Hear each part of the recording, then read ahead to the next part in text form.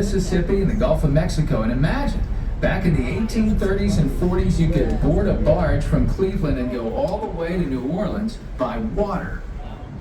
The tall silos to our left are owned by the Lafarge-Holcomb Cement Company. The vessels that tie up here at this dock are specifically designed to carry one product, powdered cement.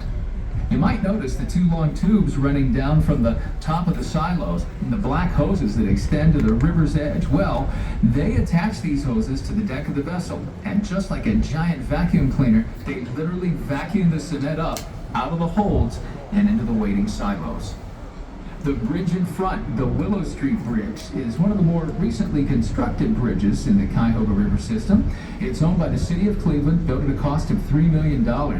It will rise up to 110 feet, spans the river 310 feet. In 2016, the bridge operated on a limited schedule due to issues with one of the sheave trunnions that are used in the raising and lowering of the bridge, and was repaired in early 2017 and returned to normal service. On our right, we get a much closer look at Whiskey Island. Whiskey Island was originally an area where the stevedores were the men that had to load and unload the sailing vessels. Back in the early days, this work was done by hand. There were no mechanical loading or unloading devices, and this was very difficult work. After a hard day's work, the men would return to their homes here on the island. However, you must remember that there were many taverns and saloons on the island, and as chance would have it, many of the stevedores would stop for a drink, or maybe two, to quench their thirst after a day's work. You might guess what often happened then. Fish would fly, and before long, someone would be, the overnight guests of the constable for the balance of the night. As you can imagine, this was a very rough and tumble neighborhood. However, as the need for stevedores dwindled, they moved from the island and eventually reverted into an industrial piece of land. For many years, there was a whiskey barrel factory and distillery located on the island, and during Prohibition, this was one of the favorite spots for rum runners to smuggle their illegal cargo from Canada. Today, this land is home to four major industries. Norfolk and Southern had a very large rail yard operation on the land, which connects the Port of Cleveland to cities all across the country. Ontario Stone has two docks on the island with a combined ability to store approximately 500,000 tons of limestone and other dry bulk commodities. In a few moments, we'll point out the Sand Products Corporation dock, as well as the Cargill Corporation salt mine and dock. Other main features of the island include Whiskey Island Marina, Wendy Park, and a new restaurant called the Whiskey Island Distillery, all located on the lake or the north side of the island.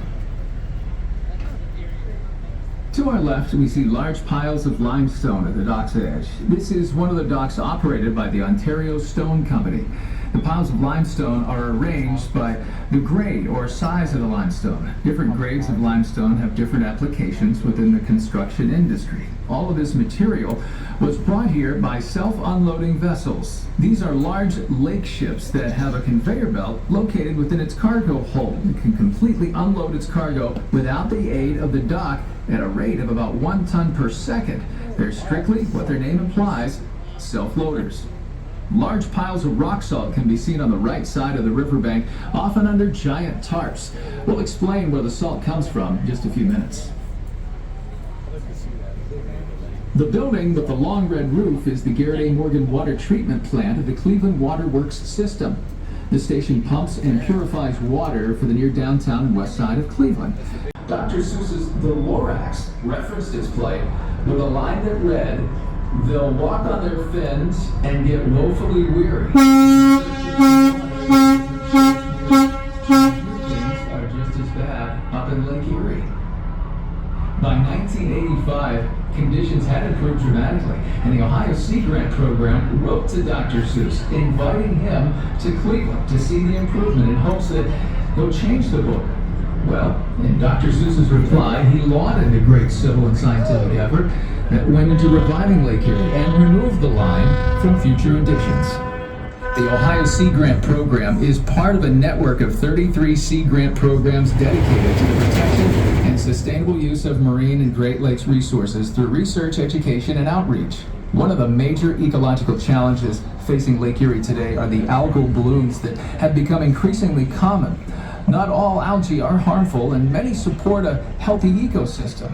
They are, however, very efficient at converting sunlight and nutrients into more algae, which can be problematic depending on the type of algae. Some algae blooms are unsightly or simply prevent sunlight from reaching deeper into the water. Others can harm fish by clogging their gills.